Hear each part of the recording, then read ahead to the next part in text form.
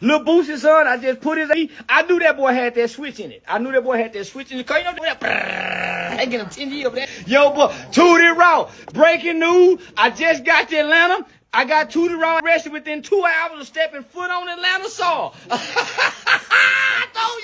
I told y'all I was gonna get him. I told y'all, say this, somebody gonna get my badge.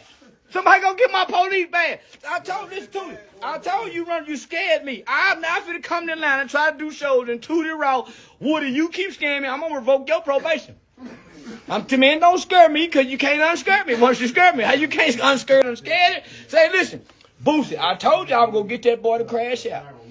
The recent arrest of Tootie Raww, the 21-year-old son of veteran rapper Boosie Badass and an up-and-coming artist in his own right, marks yet another chapter in the ongoing saga of hip-hop's entanglement with legal drama, gun culture, and personal beef.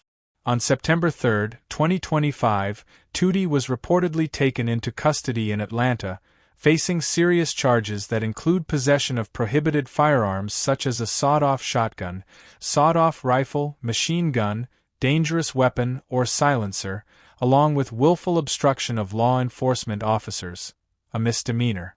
This isn't Tootie's first brush with the law.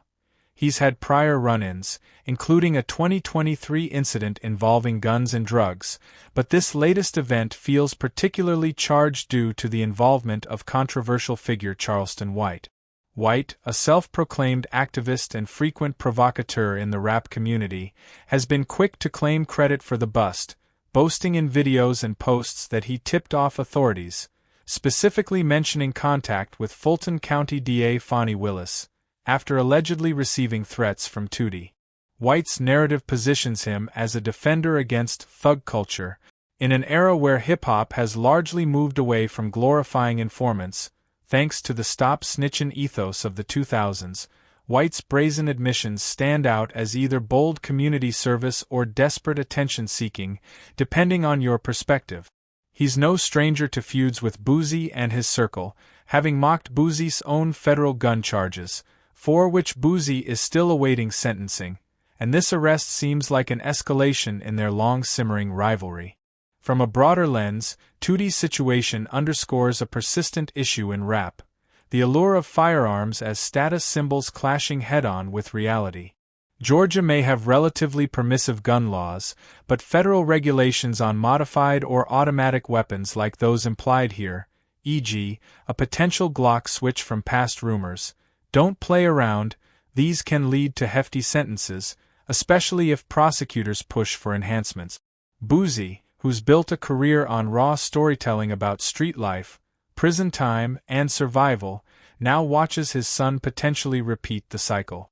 It's ironic, given Boosie's public pleas for his kids to avoid his mistakes, but perhaps inevitable in an environment where flexing hardware online invites scrutiny. Will Tootie beat the charges? That's anyone's guess. Atlanta's courts are no joke, and with White's public gloating, it could complicate things if it sways public or legal opinion. But in the court of social media, the damage is already done. Memes, hot takes, and debates about loyalty versus accountability are flooding timelines. If anything, this serves as a cautionary tale for young artists. In 2025, your ops aren't just on the block. They're online, dialing up the DA, and turning your slip-ups into their content. Boosie hasn't commented yet, but expect a Vlad TV interview or IG Live rant soon. The family drama alone could fuel his next album.